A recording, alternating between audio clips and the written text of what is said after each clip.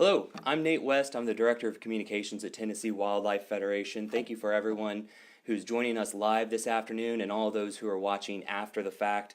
Tennessee Wildlife Federation is really excited to bring together a couple of the greatest experts in chronic wasting disease to our office today and speak to you about this threat that is sort of bearing down on Tennessee.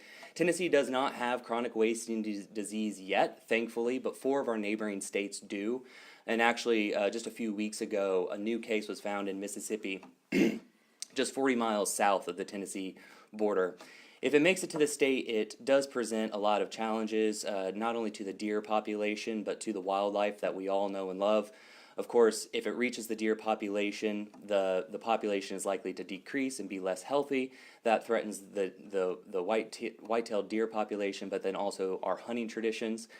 But because hunters pay for such a large portion of wildlife conservation funding in the state through license sales and taxes that they pay on gear, decreases in hunting participation that is likely to be caused by chronic wasting disease will also negatively impact the available funds for all wildlife conservation in Tennessee. Yes, for deer and other game animals, but also for non-game species. So it really is a threat to all Tennesseans and all Tennessee wildlife. A recent University of Tennessee study showed that if chronic wasting disease was to be found in Tennessee, we would lose an estimated $98 million in economic activity and 1,400 jobs, which is really substantial.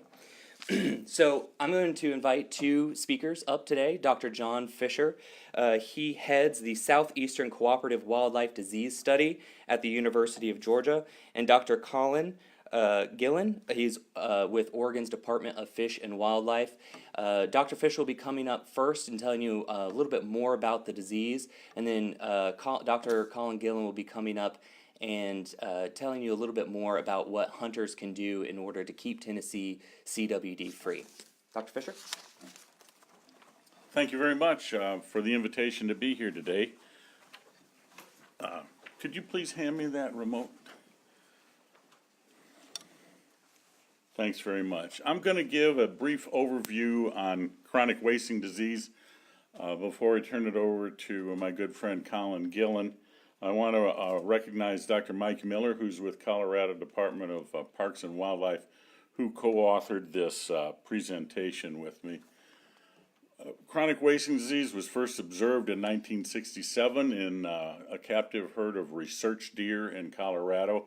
It wasn't until 1978 that it was recognized as a TSE, or transmissible spongiform encephalopathy.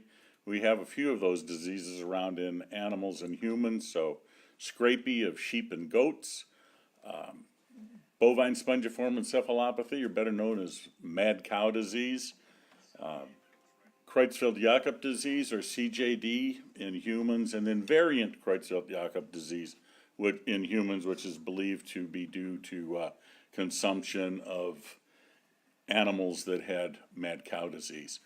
CDC and WHO, the World Health Organization, have stated and continue to state that there's no strong evidence CWD is transmissible to humans, but they recommend that humans avoid exposure to the disease agent while they continue to assess the risk, if any. Just some basics on chronic wasting disease. The cause of CWD and the other TSEs is a prion or prion.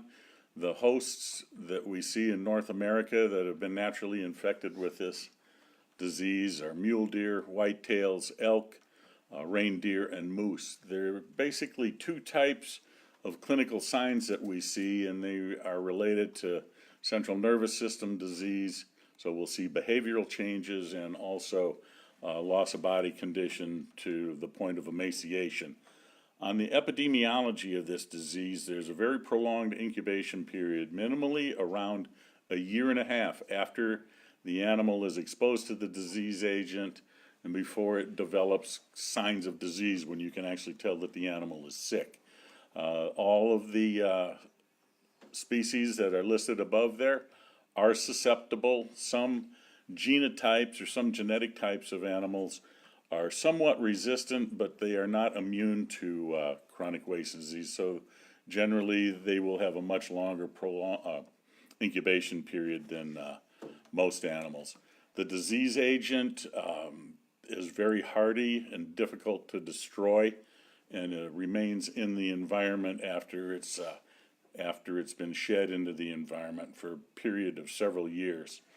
The transmission of the disease is direct or from animal to animal, or indirect via the contaminated environment. So the CWD prions are the cause of the disease are found in the tissues of the animals. It's shed in saliva, in feces, and in urine. It's decomposed carcasses are a source of environmental contamination as well. Due to the finding of CWD prions in urine, some states have elected to prohibit the sale or use of urine-based deer lures or scents.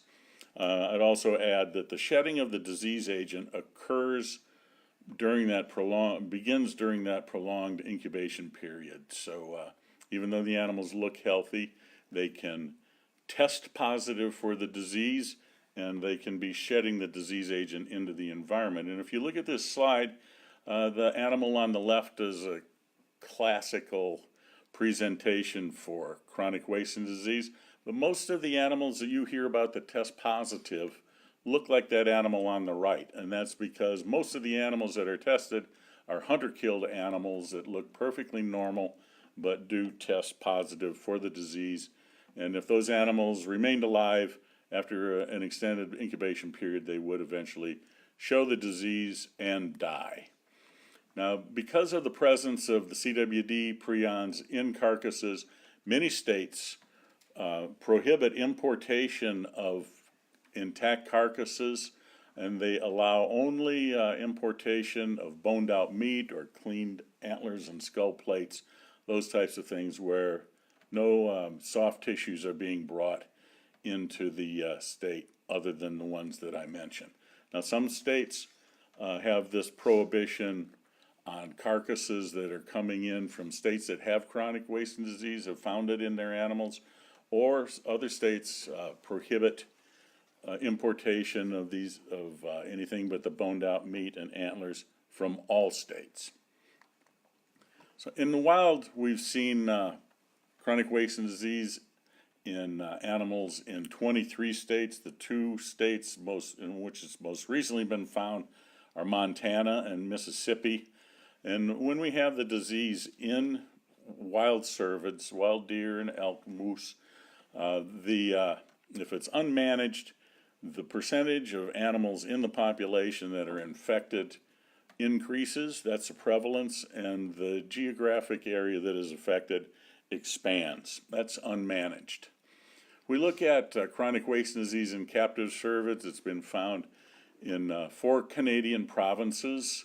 The first one goes back to the 70s, and that was the Toronto Zoo in Ontario that had received some mule deer from Colorado. In the U.S., we have seen 102 captive herds confirmed with chronic wasting disease in 16 states since 1997. And you can see the list of affected species there. We would add red deer to that list that we went over earlier of the native species, since we have found CWD in red deer in the U.S., also in Quebec, in Canada more recently, and Illinois earlier this year in the U.S. So here's where we are right now. As far as we know, we've had 25 states in which the disease has been found in wild and or captive cervids. The other countries that have been affected, Saskatchewan received some positive sent some positive animals unknowingly to South Korea a number of years ago, and so we've had chronic wasting disease in captive cervids in South Korea. And more recently, we've had detection of CWD in wild reindeer, 1 red deer, 4 moose, and in Norway, as well as 1 moose in Sweden. So it's become a European issue as well. When we look at CWD management, for things we need to bear in mind from the start, this disease is 100% fatal. All animals that develop the disease are going to die. There's no treatment and there's no vaccine that's available. Prevention is extremely important to keep this disease out of areas where it is not yet found, because it's very difficult to get rid of if it can be eradicated at all. Surveillance is also critical because we need to be able to detect the disease early if it has gotten into an area in order to increase our chances for successful management. It might not be possible or feasible to eradicate the disease, depending on a number of factors, and in many cases, states have shifted to goals for CWD management of keeping the percentage of infected animals low, the prevalence, and to slow the geographic expansion of the disease as much as possible. But regardless of the goals, CWD management must be looked at for the long term because it requires a sustained effort for an extremely long time. It's an expensive disease to fight. It takes a lot of work, it takes a lot of commitment, and it takes public support. Why do we want to manage chronic wasting disease? Well, as Nate mentioned earlier, the disease is a severe threat to our native cervid populations. And we've had 3 scientific studies that have been published that have shown either population decline or slowed population growth in mule deer and in white-tailed deer in Colorado, in highly infected wild deer herds in Colorado and in Wyoming. That's whitetails and mule deer. We also want to manage CWD to minimize human exposure. It seems like a good idea. We realize that there appears to be a very low potential for CWD to be transmitted to humans, but we know that this has occurred in the past with mad cow disease, and we want to err on the side of caution there. One study that had some preliminary results released last year in 2017 involved macaques, which a species of monkey that has a lot of similarities to humans, and so they're often used as animal models for human disease. And in this study, 3 animals that were fed chronic wasting tissues from chronic wasting disease infected deer. 3 of the animals developed the disease, developed lesions, and tested positive for the disease. 2 of those animals were fed muscle from apparently healthy looking deer that were testing positive for CWD. 1 animal was fed brain from a deer that obviously had chronic wasting disease.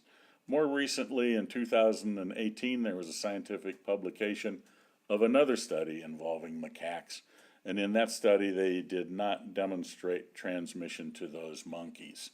So we have differing results from 2 different studies. We're waiting for the completion of that first study with the preliminary results before really sizing things up. But the differences in results could be due to a number of different factors that would relate to the animals that were used, their age, the genetic strains of those animals, as well as the strains of chronic wasting disease prions that were used for exposure and inoculation of these animals. In wildlife disease work, we always like to emphasize the importance of prevention because it's the most effective strategy for managing diseases in wild animals. Trying to play catch up with the disease after it's become established in a wild animal population is extremely difficult. I like to use this slide here. This is from Missouri, about 125 miles from where I hunt. And this is a doe that has chronic wasting disease standing in a mineral lick that's filled with water. She's there for quite a while. You can tell she does not look like she's doing well. She's thin, her head's lowered, and she has a dull glazed look in her eyes. It's a little difficult to see, but she is drooling too. And as I mentioned earlier, the prions are shed in saliva. She left that mineral lick after a prolonged stay in it, and you can see the eye shine from at least 5 deer in the background, waiting for their chance to get in that mineral lick and to be potentially exposed to the CWD agents there. I'd like to finish right there and turn it over to my colleague Colin Gillen from Oregon Department of Fisheries and Wildlife, and he's going to talk a little bit more about some of the management practices and what hunters can do. Thank you, John.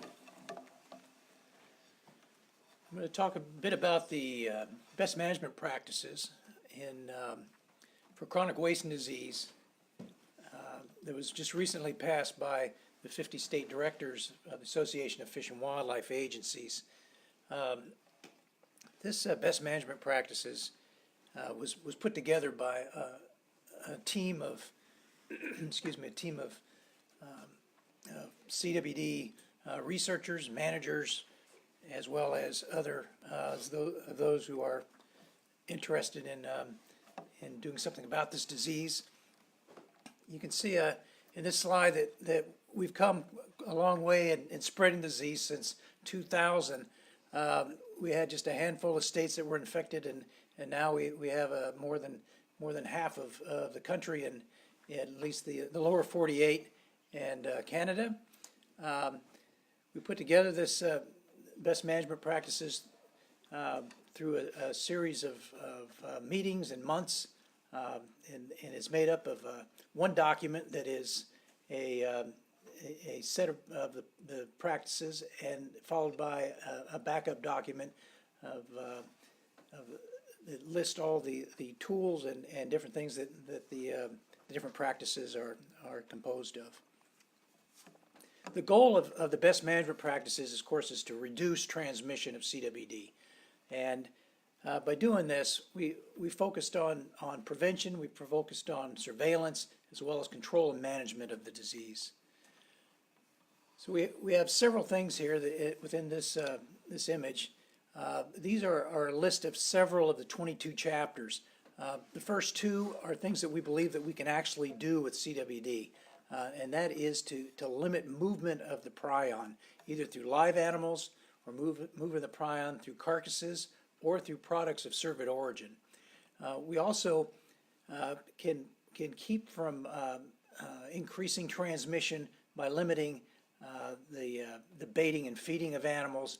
That actually is an excellent way if you want to increase prevalence amongst the animals of a disease. Is you feed them or you artificially congregate them.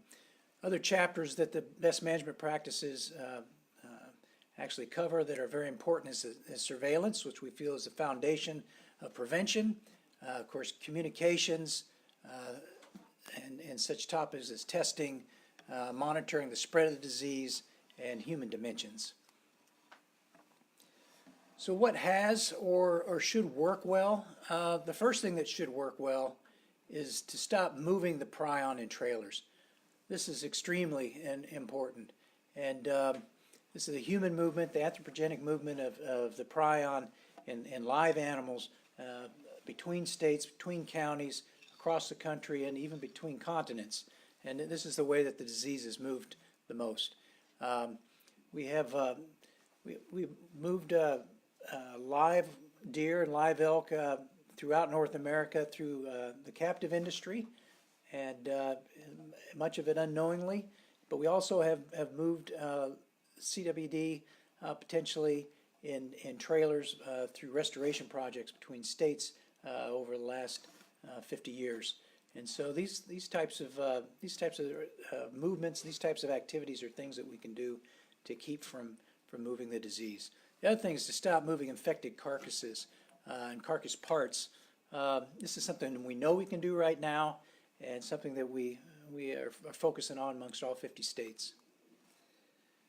Other things that we can do that should work well is to limit the feeding and baiting, which I mentioned before, as well as limit the movement of certain products of cervid origin, which would include such things as placement of deer urine or other parts that could potentially be infected. Other lessons learned is to coordinate amongst states, the CWD and projects, as well as getting together with the different states and doing this regionally and doing this between states to where we can actually coordinate efforts. And other difficult questions and challenges that we should approach are what to do about the environmental contamination involving CWD, as well as public health. So the road forward, we have several ideas that can probably we can get the most traction out of. One is to actually address the challenges of CWD through research that's designed to meet the questions that we have. That can have everything to do between diagnostics, so as far as disease detection goes, as well as the human dimensions and the effects of our field management activities. The other big thing that we can do is being done right now, is that the office directors and wildlife managers, as well as the wildlife chiefs, are taking a leadership role nationally to get with other state agencies and tribal leaders, as well as federal livestock and land management agencies to actually work as a team and tackling some of the objectives listed in best management practices. Other things that we can do is realize that controlling and managing CWD is possible. One of the things we should continue is communicating the things that are possible, such as not moving CWD, not moving the prion in live animals or dead animals, dead animal parts, and not congregating animals in particular. We can standardize messaging amongst states and amongst regions. We can also coordinate state approaches through such things as coordinated check stations amongst states. And another thing that's very important is developing model regulations. Some regulations in some of the states work much better than others, and we can take these and make those available to the different states to see how they can be incorporated in managing the disease. And then finally, we'd like to increase public hunter and the conservation community, as well as other stakeholders in using partnerships and cooperating activities to manage the disease. So what can hunters and other conservationists do? The biggest thing is to learn the facts. And so if you are concerned about conservation, if you're concerned about wildlife and the health of wildlife, learn as much as you can about CWD. You know, the risks are different under different circumstances. The risks are different in different states, depending on whether or not you have the disease, an adjacent state has a disease, or if you're on the other side of the country that CWD hasn't arrived yet. The other thing that conservation and hunters can do is to focus on things that get results. And again, this is not moving the prion around. And the third thing that's very important is become an activist for your resource. Wildlife health is as important as wildlife itself, and they both are intertwined. And our hunters and our conservationists, as well as our agencies, can all do well to help the resource just by becoming an activist. And with that, I will have John come back up and we can take a few questions.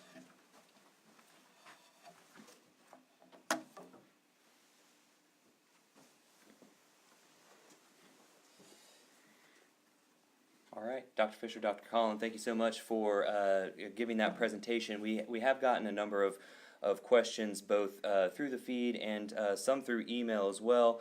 And so I'm just going to pose these questions to both of you, and you just answer however you see fit. So I understand the concern behind this particular question. So it goes, there's no evidence yet that CWD will jump the species barrier to humans, but there are recommendations against human consumptions of chronic wasting disease positive deer.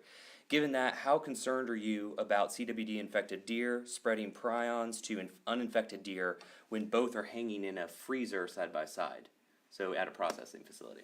I would personally rate the risk of that as being very low. Okay. And I would agree. Well, for number one, the disease is passed most readily amongst live animals, and as well as highly infected and contaminated habitats. Wrapped meat inside a freezer would not be considered either one of those. Okay. Just out of curiosity, are either one of you familiar with some of the protocols other states have put into place for processors, for instance, wild game processors, for instance, once there is positive cases of CWD in the state? Yes, and it varies from state to state, but one approach that we've seen, and I think Wisconsin is the best example here, where the carcasses are held by processors, and these are carcasses that are from an area that is known to have CWD. The carcasses are held pending the results of a chronic wasting disease test. And in the case of positive test results, the carcasses go to landfill where they're disposed of, and the animals that test negative or not detected then are allowed to go into the food chain.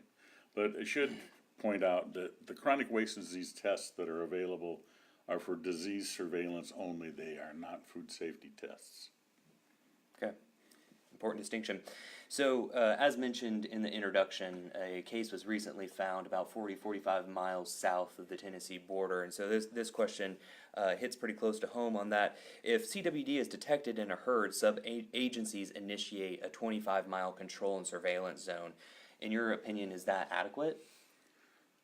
Well, I would give that a kind of a qualified yes. The most important thing to do after you have detected the first case is to try to define what kind of problem you have.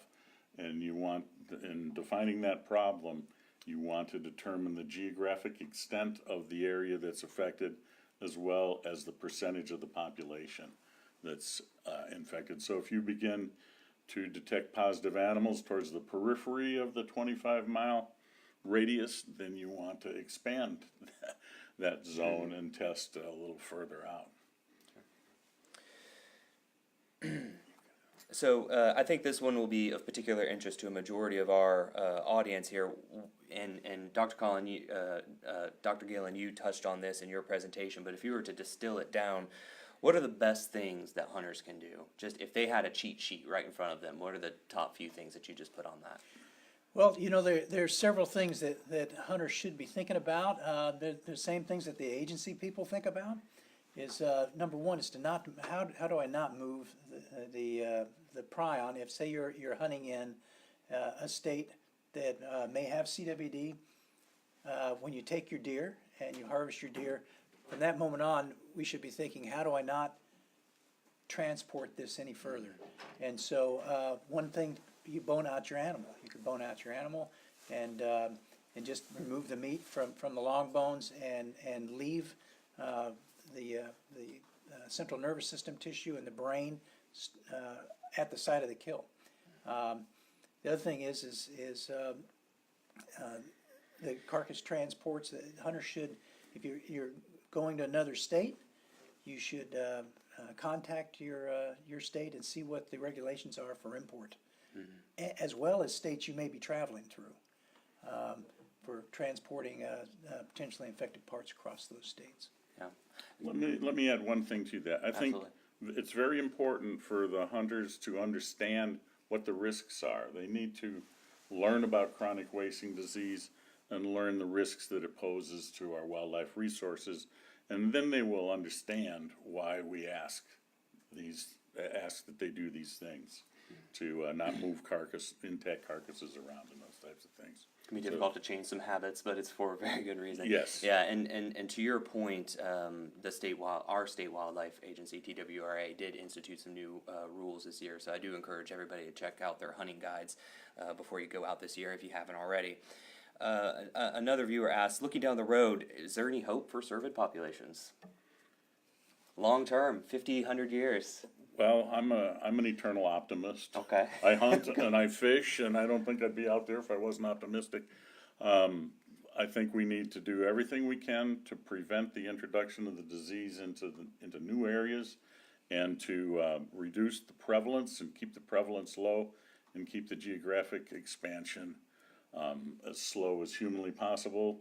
We've found it in 25 states in captive and or wild animals, so we're not completely covered up with it. I like to think that we're never going to be completely covered up with it, because we're going to prevent additional spread of the disease. So I think there is hope, and if you knew the dedicated, passionate people that are working on this problem, I think you'd have some of that hope too.